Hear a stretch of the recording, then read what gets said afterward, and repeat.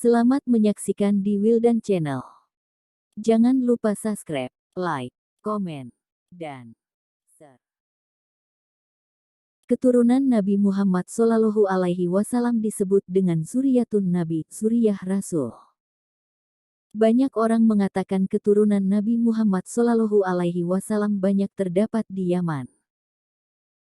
Sebuah negara di Jazirah Arab yang berbatasan dengan Laut Arab di sebelah selatan, Teluk Aden dan Laut Merah di sebelah barat, Oman di sebelah timur dan Arab Saudi di sebelah utara. Orang-orang Arab dan Zuriyah Nabi, termasuk di Indonesia, sebagian besar berasal dari negara ini. Benarkah Yaman adalah negara yang paling banyak dihuni keturunan Nabi Muhammad SAW? Yaman dikenal sebagai kampungnya Zuriyah Nabi karena di negara ini anak cucu keturunan Rasulullah SAW paling banyak bermukim dan mengemban misi dakwah. Zuriyah Nabi atau dikenal dengan istilah Habib ini melekat pada Hadramaut, sebuah wilayah di Yaman Selatan.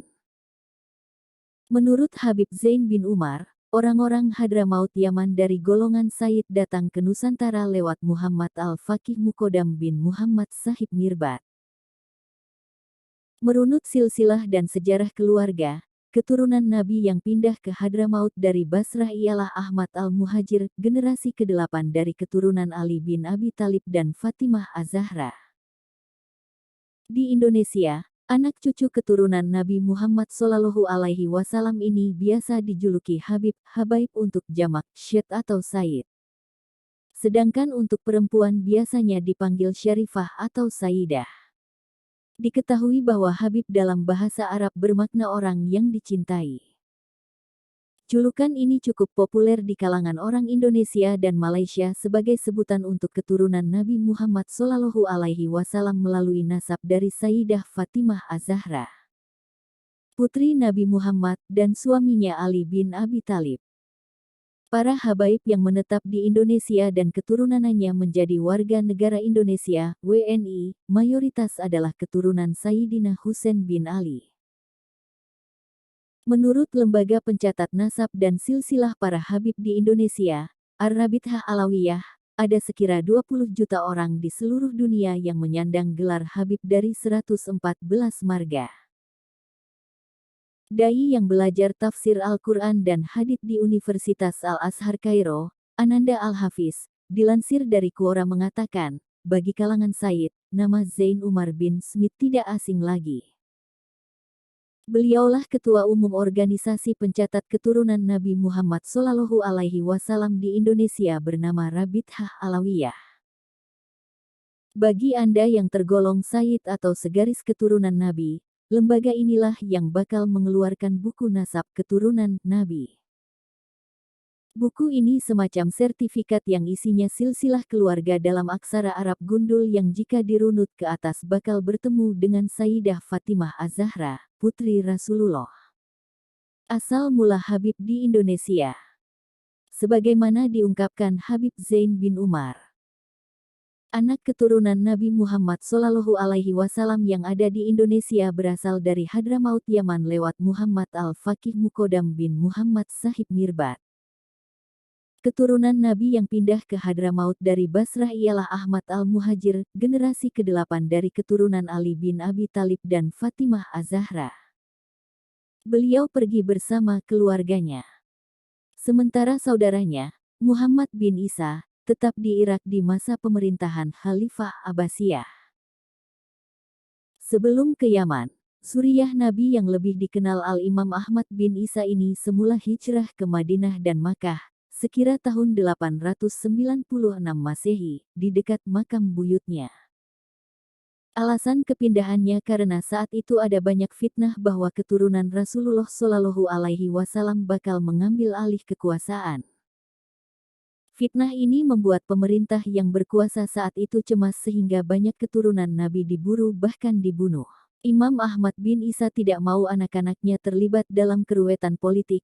Akhirnya dia bicara dengan saudaranya, Muhammad bin Isa, bahwa saya akan hijrah.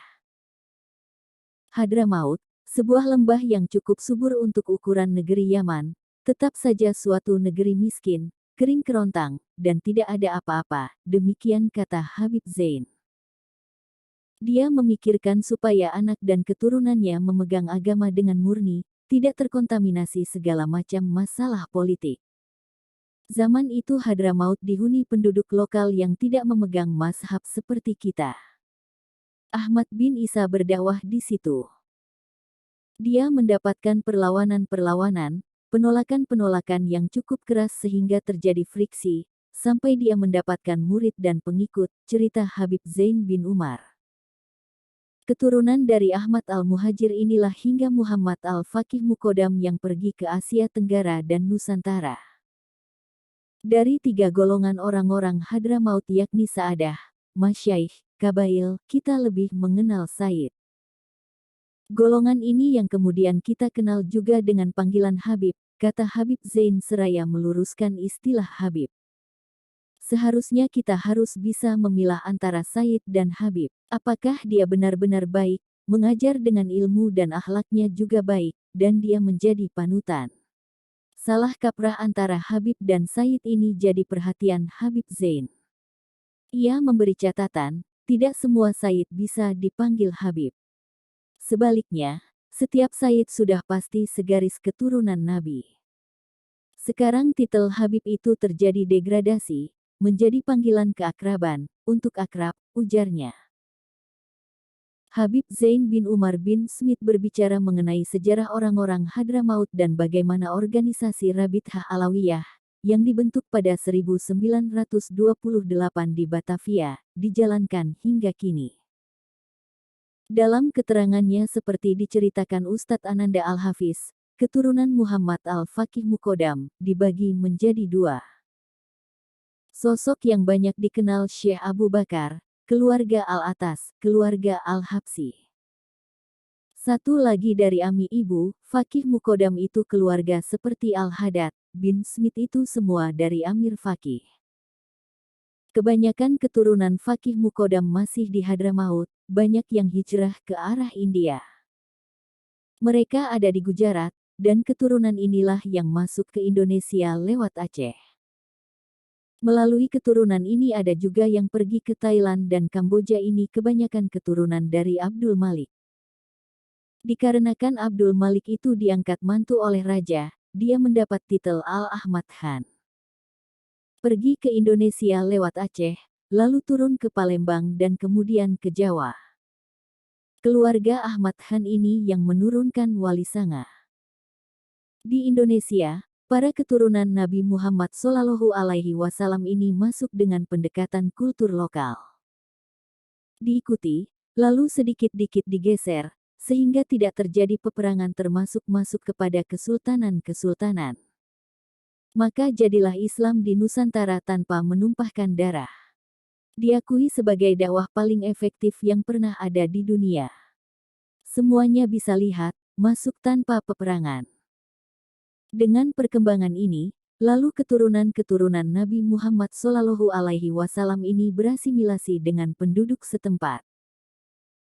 Karena para keturunan Alawiyin dari Hadramaut, keturunan dari Ahmad al-Muhajir, yang datang ke sini, pada saat hijrah, ada yang tidak membawa istrinya, ada yang masih bujang.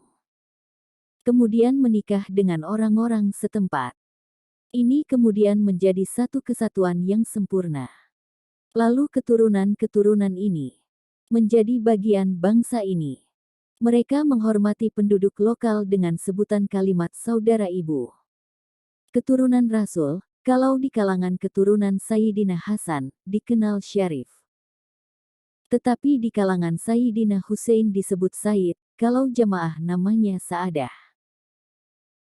Seiring berkembangnya waktu, kebanyakan Said ini dicintai oleh lingkungannya, dicintai oleh murid-muridnya, kemudian dipanggillah dengan sebutan Al-Habib. Al-Habib itu artinya, yang dicintai. Akhirnya gelar Saidnya mulai hilang, dan berganti dengan julukan Habib. Sementara di beberapa tempat, misal di Aceh, dipanggil Said. Di Malaysia, dipanggil Said. Sebetulnya, Habib ini punya kedudukan tertentu, istimewa. Artinya dipanggil Habib itu orang yang benar dan dicintai. Kemudian yang kedua, dia benar menjadi ahli ilmu. Misal, orang biasa dari keturunan mungkin cukup dengan Said.